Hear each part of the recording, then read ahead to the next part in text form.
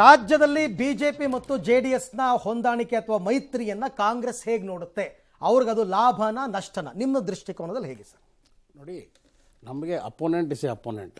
ಇದು ಅವ್ರದ್ದು ಬಲ ಇಲ್ಲಿ ಜಾಸ್ತಿ ಆಯಿತು, ಇವ್ರ ಬಲ ಅಲ್ಲಿ ಜಾಸ್ತಿ ಆಯಿತು ಅಂತಕ್ಕಂಥಕ್ಕಿಂತ ಅವ್ರು ಯಾರೇ ರೀತಿ ಈಗಿನ್ನೂ ಸೀಟ್ ಹಂಚಿಕೆ ಅಥವಾ ಯಾವ್ಯಾವ ಸೀಟ್ ಅವ್ರಿಗೆ ಬಿಟ್ಕೊಡ್ತಾರೆ ಅಂತಕ್ಕಂಥ ಮಾಹಿತಿ ಹೊರ ಬಂದಿಲ್ಲ. ಅದು ತದನಂತರ ಆ ಭಾಗದಲ್ಲಿ ಅದನ್ನು ಇವ್ರಿಗೆ ಕೊಟ್ಟರೆ, ಜೆ ಡಿ ಎಸ್ ಅವರು ಕೊಟ್ಟರೆ ಅಲ್ಲಿಗೆ ಏನು ಸ್ಟ್ರಾಟರ್ಜಿ ಮಾಡಬೇಕು ಅಥವಾ ಬಿ ಜೆ ಪಿ ಅವರಿದ್ರೆ ಆ ಥರ ಸ್ಟ್ರಾಟರ್ಜಿ ಮಾಡ್ತೀವಿ. ಈಗ ಇವತ್ತು ತನಕ ಬಹುಶಃ ನಾವು ಆಫ್ ದ ರೆಕಾರ್ಡ್ ಒಪ್ಕೋತಿರೋ ಅನ್ನೋ ನನಗೆ ಗೊತ್ತಿಲ್ಲ. ಈ ಟ್ರಾನ್ಸ್ಫರ್ ಆಫ್ ವೋಟ್ಸ್ ಅನ್ನೋದಿದೆಯಲ್ಲ, ಇದು ಒಂಥರ ಭಾಳ ಟ್ರಿಕಿ ಕಾನ್ಸೆಪ್ಟು. ನಾನು ಇವತ್ತೆಲ್ಲಿದ್ದೀನಿ ಅವ್ರ ಜೊತೆ ಮೈತ್ರಿ ಮಾಡ್ಕೊಂಡ ತಕ್ಷಣ ನಂದು ಅಷ್ಟೂ ಜನ ಅಲ್ಲಿ ಓಟ್ ಹಾಕ್ಬಿಡ್ತಾರೆ, ಅವ್ರು ಅಷ್ಟೂ ನಮ್ಗೆ ಟ್ರಾನ್ಸ್ಫರ್ ಆಗ್ಬಿಡುತ್ತೆ ಅಂತಕ್ಕಂಥದ್ದು ಮಿತ್. ಅದು ನೀವು ಇದ್ರ ಅಂಕಿ ಅಂಶಗಳು ಹಳೆ ಮೈಸೂರು ಭಾಗದ ಲೆಕ್ಕ ಇಟ್ಕೊಂಡು ಹೇಳ್ತಾ ಇರಿ. ಈಗ ಸೀಟ್ ಕೇಳೋದೆಲ್ಲ ಹಳೆ ಭಾಗ, ಹಳೆ ಮೈಸೂರು ಭಾಗದ್ದು. ಖಂಡಿತ ಹೌದು. ಅವ್ರು ಕೇಳೋದೇ ಹಳೆ ಮೈಸೂರು, ತುಮಕೂರು, ಚಿಕ್ಕಬಳ್ಳಾಪುರ ಅಥವಾ ಹಾಸನ ಅಂತಕ್ಕಂಥ ಮಾತು ಬರ್ತಾ ಇದೆ. ಇನ್ನೆಲ್ಲಿ ಬೇರೆ ಇದು ನನಗೆ ಮಾಹಿತಿ ಪ್ರಕಾರ ಬೇರೆ ಕಡೆ ಗೊತ್ತಿಲ್ಲ. ನಾನು ಹೇಳ್ತಾ ಇರ್ತದ್ದು ಇಷ್ಟು ಜಾಗದಲ್ಲೇನೆ ನಾನು ಮಾತಾಡೋದಾದ್ರೆ, ಈಗ ಇವ್ರ ಮೈತ್ರಿ ಅಂದ ತಕ್ಷಣ ಈಗ ಹಾಗಿದ್ದಿದ್ರೆ ಅದೇ ಲೆಕ್ಕದಲ್ಲೇ ಲೆಕ್ಕ ತಗೊಂಡ್ರೆ ಹೋದ ಚುನಾವಣೆಯಲ್ಲಿ ಏನಾಯ್ತು? ಹೋದ ಚುನಾವಣೆಯಲ್ಲಿ ನಮ್ದು ಅವ್ರದ್ದು ಮೈತ್ರಿ ಇತ್ತು. ಇದೇ ಸಂದರ್ಭದಲ್ಲಿ ಇದು ಅದೇ ಲೆಕ್ಕ ಆಯ್ತು ಹಾಕಿತ್ತು, ಬಟ್ ಆ ರೀತಿ ಆಗ್ಲಿಲ್ಲ. ಹಂಗಾಗಿ ಇವ್ರ ಮೈತ್ರಿ ಆದ ತಕ್ಷಣ ಏನೋ ಒಂದು ದೊಡ್ಡ ಪೋರ್ಟೆಂಟ್ ಫೋರ್ಸ್ ಆಗ್ಬಿಡ್ತಾರೆ. ಕ್ಷೇತ್ರಕ್ಕೆ ಜೆಡಿಎಸ್ ಅವ್ರ ಕ್ಯಾಂಡಿಡೇಟ್ ಆಗ್ತಾರೆ, ಬಿಜೆಪಿ ಅವ್ರು ಫುಲ್ ಎಫರ್ಟ್ ಹಾಕ್ತಾರೆ, ಅಥವಾ ಇವ್ರ ಕ್ಯಾಂಡಿಡೇಟ್ ಹಾಕ್ತಾರೆ, ಜೆಡಿಎಸ್ ಅವ್ರು ಫುಲ್ ಎಫರ್ಟ್ ಹಾಕ್ತಾರೆ ಹಳೆ ಮೈಸೂರು ಭಾಗದಲ್ಲಿ. ನೀವು ಎರಡು ಪಕ್ಷವನ್ನ ಎದುರಿಸಬೇಕು. ಅವಾಗ ನಾನೇನು ಹೇಳ್ತಾ ಇದ್ದೀನಿ, effort is but whether it actually ground ರಿಯಾಲಿಟಿಲಿ ಯಾರೇ ಆಗಲಿ, ಇವತ್ತು ನಾನೇ ಇನ್ನೊಂದು ಪಕ್ಷದ ಜೊತೆ ಕಾಂಗ್ರೆಸ್ಸೇ ಮೈತ್ರಿ ಮಾಡ್ಕೊಂಡ್ರು ಅವ್ರದ್ದು ಸಂಪೂರ್ಣ ವೋಟ್ ಶೇರ್ ಏನಿದೆ ಅದು ನಮಗೆ ಬಂದಿದೆ ಅಂತಾಗಲಿ, ನಮ್ದು ಆ ಥರ ನಿಮಗೊಂದು 100% ಎಕ್ಸಾಂಪಲ್ ಎಲ್ಲೂ ಇಲ್ಲ. ನಾವು ಜೆ ಡಿ ಎಸ್ ಅವ್ರು ಎಲ್ಲಿ ಕ್ಯಾಂಡಿಡೇಟ್ ಹಾಕಿದ್ದಾರೆ ಅಲ್ಲಿ ಮೈತ್ರಿಕೂಟದಲ್ಲಿ ಇವತ್ತು N D A versus India ಅಂತಕ್ಕಂಥ ಲೆಕ್ಕದಲ್ಲೇ ಲೆಕ್ಕ ತಗೊಂಡು ಅಲ್ಲಿ ಏನು ಮಾಡಬೇಕು ಆ ಸ್ಟ್ರಾಟಜಿ ಮಾಡ್ತೀವಿ. ಬಿಜೆಪಿಗೆ ಆ ರೀತಿ ಒಂದು ಪ್ರತಿಷ್ಠಿತವಾಗಿ ಜೆ ಡಿ ಎಸ್ ಇದು ಮಾಡ್ಬಿಟ್ಟಿದ್ದಾರೆ, ಇಲ್ಲಿ ಬಿಜೆಪಿ ಅವರು ಸಪೋರ್ಟ್ ಕೊಡ್ತಾರೆ. ಹಂಗಾಗಿ ಇಲ್ಲಿ ನಾವು ವಿಶೇಷತೆಯಿಂದ ಮಾಡಬೇಕು ಅಂತ ವಿನ್ನಬಿಲಿಟಿ. ಹಾಗಾದ್ರೆ ನಿಮ್ಮ ಪ್ರಕಾರ ಕಳೆದ 2019 ಚುನಾವಣೆಯಲ್ಲಿ 25 ಸೀಟ್ ಗೆದ್ರು ಅವರು, 25+1 ಅನ್ಕೊಳ್ಳೋಣ. ಅವ್ರಿಗೇನು ಅನಿವಾರ್ಯತೆ ಇರಲಿಲ್ಲ ಈ ಸರ್ತಿ. ನಿಮ್ಮ ಪ್ರಕಾರ ಹೆಂಗ್ ಮೈತ್ರಿ ಮಾಡ್ಕೊಂಡ್ರು, ಯಾಕೆ ಮಾಡ್ಕೊಂಡ್ರು ಅವರು? ಅದು ಅವ್ರು ಕೇಳಕ್ ಅಲ್ಲ, ನಿಮ್ಮ ಪ್ರಕಾರ ಏನು, ನಿಮ್ಮ ವಿಚಾರ ನಿಮ್ಗೆ ಹೆದರ್ಕೊಂಡ್ರಾ?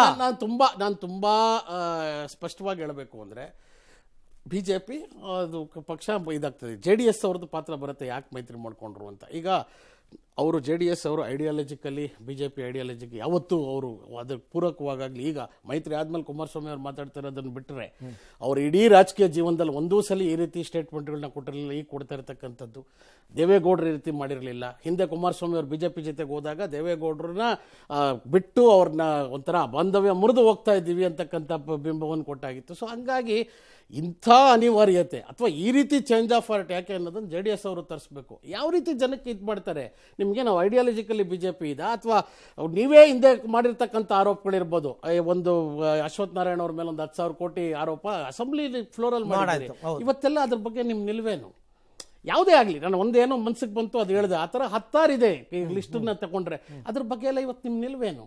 ಹಂಗಾಗಿ ಅವರ ಇಂದಿನ ವೈಯಕ್ತಿಕ ಉಳಿವು ಅದಷ್ಟೇ ಮ್ಯಾಟರ್. ಇಲ್ಲಿ ಯಾವ ಐಡಿಯಾಲಜಿ ನಾವು ಸಿದ್ಧಾಂತ ಗೆಲ್ತೀವಿ ಏನೂ ಇಲ್ಲ ಇದರಲ್ಲಿ. ಈಗ ನಮ್ಮ ಅನಿವಾರ್ಯತೆ ಬಗ್ಗೆ ನನ್ನ ಕಾಂಗ್ರೆಸ್ ಮಿತ್ರರು ಕೇಳ್ತಿದ್ದಾರೆ. ಈಗ ಕಾಂಗ್ರೆಸ್ಗೆ ಶಿವಸೇನೆ ಐಡಿಯಾಲಜಿಯಲ್ಲಿ ಶಿವಸೇನೆ ಉತ್ತರ, ಇವರು ದಕ್ಷಿಣ. ಯಾವ ಅನಿವಾರ್ಯತೆ ಇತ್ತು ಇವರಿಗೆ? ಇದೇ ಮಮತಾ ಬ್ಯಾನರ್ಜಿ ಅವರು ಕಾಂಗ್ರೆಸ್ ಅಧಿಕಾರಕ್ಕೋಸ್ಕರ ಅದನ್ನ ಒಪ್ಕೊಂಡ್ಬಿಟ್ರೆ ನಮ್ ತಕರಾರಿಲ್ಲ, ಅದನ್ನ ಒಪ್ಕೊಂಡ್ರೆ ನಮ್ ತಕರಾರಿಲ್ಲ. ನಮ್ಗೆ ಏನಾಗಿದೆ, ನಾವು ಐಡಿಯಾಲಜಿ ನಾವು ಬಹಳ ಸ್ಪಷ್ಟವಾಗಿ ಹೇಳ್ತಿದೀವಿ.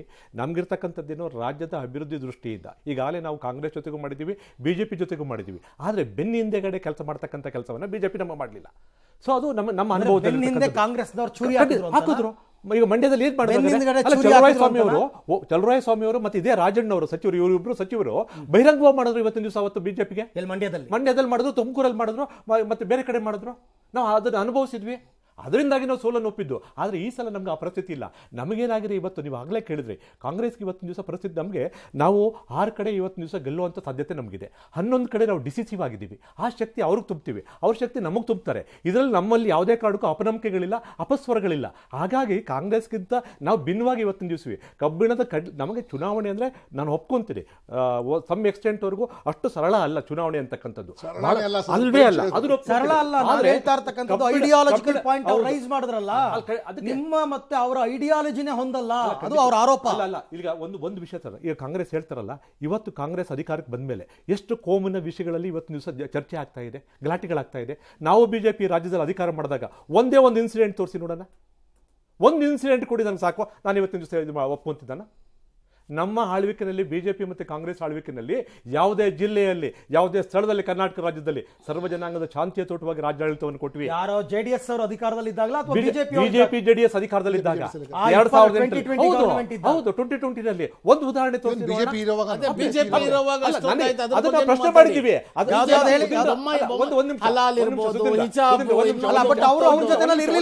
ಒಂದು ನಿಮಿಷ, ಈಗ ನೀವು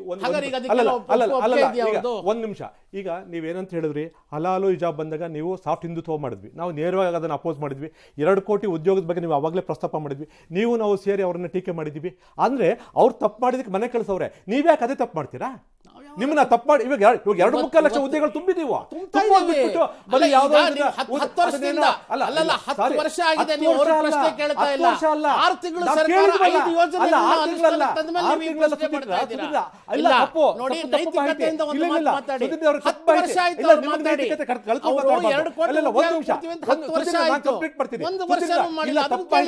ತಪ್ಪಾಯ್ತಿ ಕೊಡ್ಬೇಡಿ. ಕಂಪ್ಲೀಟ್ ಮಾಡ್ತೀನಿ. ಈಗೇನಾಗಿದೆ, ಒಂದು ನೀವು ಬಿಜೆಪಿ ಟೀಕೆ ಮಾಡ್ತಿದ್ರಿ, ವರ್ಷಕ್ಕೆ 2 ಕೋಟಿ ಉದ್ಯೋಗ ಕೊಡಬೇಕು ಅನ್ನೋದ್ರ ಬಗ್ಗೆ ನಾನು ಸಹ ಟೀಕೆ ಮಾಡಿದ್ದೀನಿ. ನಿಮ್ಮ ಅವಧಿಯಲ್ಲಿ 2013ರಿಂದ 2018ರವರೆಗೆ ಎಷ್ಟು ಉದ್ಯೋಗಗಳು ಖಾಲಿ ಇತ್ತು? 2.25 ಲಕ್ಷ ಉದ್ಯೋಗ ಯಾಕೆ ತುಂಬಲಿಲ್ಲ? ಈ ನಾಟಕ ಯಾಕೆ ಆಡ್ತೀರಿ ಅಂತ ನಮ್ಮ ಪ್ರಶ್ನೆ ನಿಮಗೂ ಕೇಳ್ತೀವಿ, ಅವ್ರಿಗೂ ಕೇಳ್ತಾ ಇದ್ದೀವಿ. ಅಲ್ಲ ನೋಡಿ, ಉದ್ಯೋಗ ಬಂದಾಗ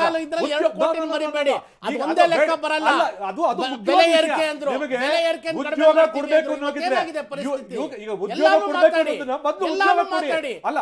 ಈಗ ಮಾನ್ಯ ಮುಖ್ಯಮಂತ್ರಿಗಳು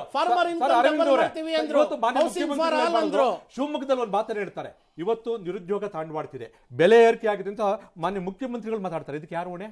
ನೀವೊಂದು ತಂದು ಅಧಿಕಾರಕ್ಕೆ ತಂದು 8 ತಿಂಗಳಾದ್ರೂ ಸಹ ಇದ್ರ ಬಗ್ಗೆ ಯಾಕೆ ಪ್ರಶ್ನೆ ಮಾಡ್ತಿದ್ದಿಲ್ಲ? ಸರ್, ಇನ್ನೊಂದು ವಿಷಯ, ಒಂದು ನಿಮಿಷ ನಾನು ಕಂಪ್ಲೀಟ್ ಮಾಡ್ತೀನಿ. ಇನ್ನೊಂದು ಪ್ರಶ್ನೆ ಇದೆ ಸರ್. ಮಾನ್ಯ DCM ಅವರು ಇವತ್ತಿನ ದಿವಸ ಜನಸ್ಪಂದನೆ ಕಾರ್ಯಕ್ರಮವನ್ನು ಬೆಂಗಳೂರಲ್ಲಿ ಎಲ್ಲಾ ಕಡೆ ಮಾಡ್ಕೊಂಡ್ ಬರ್ತಿದ್ದಾರೆ. ನಿನ್ನೆ ಮಾಡಿದಂತ ಸಂದರ್ಭದಲ್ಲಿ ಎಷ್ಟು ಇದು ಅರ್ಜಿಗಳು ಬಂದಿವೆ? ಸರಿಸುಮಾರು 5,000 ಅರ್ಜಿಗಳು ಬಂದಿವೆ. 5,000 ಅರ್ಜಿಗಳಲ್ಲಿ ಭಾಗ್ಯಲಕ್ಷ್ಮಿ ದುಡ್ಡು ಬಂದಿಲ್ಲ, ವಿಧವಾ ವೇತನ ಬಂದಿಲ್ಲ, ವೃದ್ಧಾಪ್ಯ ವೇತನ ಬಂದಿದ್ದಿಲ್ಲ. ಸೊ ಬೆಲೆ ಎಲ್ಲ ಈ ತರದ ಪ್ರಶ್ನೆಗಳು ಬಂದಿದೆಯೋ? 5,000ದಲ್ಲಿ 4,000 ಭಿನ್ನಾಭಿಪ್ರಾಯಗಳು ಅಂತಕ್ಕಂಥದ್ದು. ಒಂದು ನಿಮಿಷ ಭಾಸ್ಕರ್ ಅವರೇ, ಇದನ್ನ ನೀವು ಫೇಸ್ ಮಾಡಬೇಕಾಗುತ್ತೆ. ನಿಮಗೂ ಏನು ಸುಲಭ ಇಲ್ಲ ಇದು. ಈಗ ಅವ್ರ ಉತ್ತರಕ್ಕೆ ಅವ್ರ ಪ್ರಶ್ನೆಗೆ ಇವ್ರ ಉತ್ತರ ಕೊಟ್ಟರು, ಇವ್ರ ಪ್ರಶ್ನೆಗೆ ಅವ್ರ ಉತ್ತರ ಕೊಟ್ಟರು ಅಂತ ಅನ್ಕೋಬೇಡಿ ನೀವು. ಈ ಪ್ರಶ್ನೆಗೆ ನೋಡಿ, ಹಳೆ ಮೈಸೂರು ಭಾಗದಲ್ಲಿ ವಿಧಾನಸಭಾ ಚುನಾವಣೆಯಲ್ಲಿ JDSನ ಅತಿ ಹೆಚ್ಚು ಮತಗಳನ್ನ ಕಿತ್ತವ್ರು ನೀವು. ಇಲ್ಲಾಂದ್ರೆ ಇನ್ನೊಂದಷ್ಟು ಸೀಟ್ಗಳು ಅವ್ರು ಗೆಲ್ತಾ ಇದ್ರು. ಈ ಕಡೆ ನೀವು ಗೆಲ್ಲಿಲ್ಲ, ಅವರನ್ನು ಗೆಲ್ಲಕ್ ಬಿಡ್ಲಿಲ್ಲ. ಈಗ ಮತ್ತೆ ನೀವಿಬ್ರು ಜೊತೆ ಹೋದ್ರೆ ಜನ ಹೆಂಗ್ ನಂಬ್ತಾರೆ ಅಂತ ಅವ್ರು ಮಾತಾಡ್ಬಿಡ್ಲಿ. ಭಾಸ್ಕರ್ ಅವರು, ಸರ್ ಹೆಂಗೆ ಸರ್ ನೀವು JDSನ ಮೈತ್ರಿ ಮಾಡ್ಕೊಂಡಿದೀವಿ ಅಂತ ಜನರನ್ನ ಹೆಂಗ್ ಕನ್ವೆ ಮಾಡ್ತೀರಾ ನೀವು?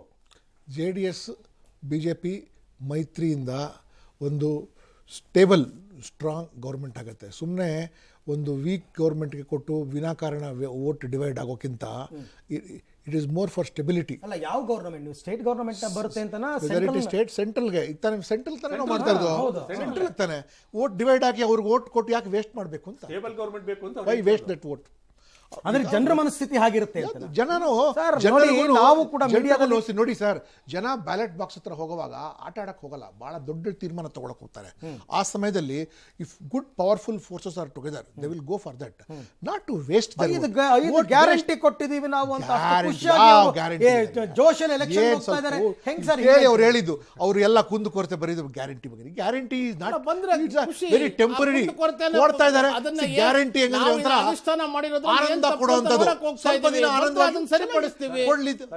Election ಆಗೋಗುತ್ತಲ್ಲ sir,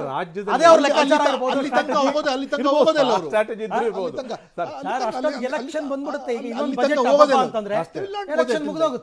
guarantee ನೋಡ್ಕೊಂಡೇನು Lok Sabha vote ಹಾಕ್ತಾರೆ? ಇದೇ guarantee. Lok Sabha has got different agenda. ನಾನು ಗ್ಯಾರಂಟಿ ಕೊಡ್ತೀನಿ, ಅದರಿಂದ ಲೋಕಸಭಾಗೆ ಚುನಾವಣೆ ವೋಟ್ ಹಾಕ್ತಾರೆ ಅಂತ ಶುದ್ಧ. ಅದು ಸರಿ. ಲೋಕಸಭಾಗೆ ಸರ್ 1 ಸೆಕೆಂಡ್ ಹೇಳ್ತೀನಿ ಸರ್. ಲೋಕಸಭಾಗೆ ಟಾಲ್ ಅಂಡ್ ಪವರ್ಫುಲ್ ಲೀಡರ್ ದೇಶ ಯಾರು ಆಳ್ತಾನೆ ಅದು ನೋಡ್ತಾರೆ ಹೊರತು ನಿಮ್ಮ ಗ್ಯಾರಂಟಿ ಇಲ್ಲ, ಲೋಕಲ್ ಲೆವೆಲ್ ಗ್ಯಾರಂಟಿ ಆಯಿತು, ನೀವು ಸ್ವಂತ ಕೊಟ್ರಿ, ಈಗ ಮೈಕ್ ತುಂಬ ಪರ್ಚ್ಕೊಂಡ್ಬಿಟ್ಟಿದ್ದೀರಾ ಗ್ಯಾರಂಟಿ ಇಟ್ಕೊಂಡು, ಆಯಿತು ಕೊಡಿ, ಪಾಪ ಜನ ಕೇಳ್ತಾ ಇದ್ದಾರೆ, ದೇವರಾಜ್ ಅವ್ರು ಹೇಳ್ದಂಗೆ ಇವತ್ತು ಅರ್ಜಿಗಳೆಲ್ಲ ಗ್ಯಾರಂಟಿ ಬಂದಿಲ್ಲ, ಅದು ಬಂದಿಲ್ಲ ಮಾಡ್ತಾರೆ, ಆಯಿತು ಸಮಾಳಿಸ್ಕೊಳ್ಳಿ. ಬಟ್ ಗ್ಯಾರಂಟಿ ನೋಡಿಕೊಂಡು ಯಾರು ಲೋಕಸಭಾದಲ್ಲಿ ವೋಟ್ ಹಾಕೋದಿಲ್ಲ. ಬಟ್ ವಿಧಾನಸಭೆನಲ್ಲಿ ಆಯ್ತಲ್ಲ ಸರ್, ವಿಧಾನಸಭೆಯಲ್ಲಿ ಹಾಕಿದ್ದಾರೆ. ಪಂಚರಾಜ್ಯದಲ್ಲಿ ಕೂಡ ಇವ್ರ ಫೇಲ್ಯೂರ್ ಇದೆ. ಇಲ್ಲಿಂದ ತಗೊಂಡು ಆಕ್ಚುಲಿ ಪಾಪ ಇವರು ಆಮ್ ಆದ್ಮಿ ಪಾರ್ಟಿದು ಬಲೆಗೆ ಬಿದ್ದುಬಿಟ್ರು. ಇವರು ಆಮ್ ಆದ್ಮಿ ಪಾರ್ಟಿ ದೆಹಲಿ ಒಳಗೆ 2-3 ಗ್ಯಾರಂಟಿಗೂ ಚೆನ್ನಾಗಿ ಪ್ರಚಾರ ಕೊಟ್ಬಿಟ್ರು. ನಾನೇ ಆ ಪಕ್ಷದಲ್ಲಿ ಇದ್ದಲ್ಲ, ನನಗೆ ಆಶ್ಚರ್ಯ ಆಗೋದು that how they are managing it ಅಂತ. ಅದು ಇಂಪೋರ್ಟ್ ಮಾಡಿಕೊಂಡು ಕರ್ನಾಟಕ ಅಂತ ದೊಡ್ಡ ಸ್ಟೇಟಲ್ಲಿ ಮಾಡಿಕೊಂಡು ಚೆನ್ನಾಗಿ ಕೈಕಾಲು ಸುಟ್ಕೊಂಡ್ಬಿಟ್ಟಿದ್ದಾರೆ. ಇವತ್ತು ಲಾಂಚ್ ಆಗಿದ್ದ ಸ್ಕೀಮ್ ನೋಡಿ ನೀವು, what kind of problems it's going to. ಬಿಟ್ಟು ಯಾರೇ ನಿಮ್ಗೆ ಬಿಟ್ಟು ಕೊಟ್ಟರೆ ಸಂತೋಷ, ನನಗೂ ಬಿಟ್ಟು ಕೊಟ್ರೆ ಅವಾಗ ಆಯ್ತಲ್ಲ ನಿನಗೂ ಫ್ರೀ ನನಗೂ ಫ್ರೀ ಅಂತ.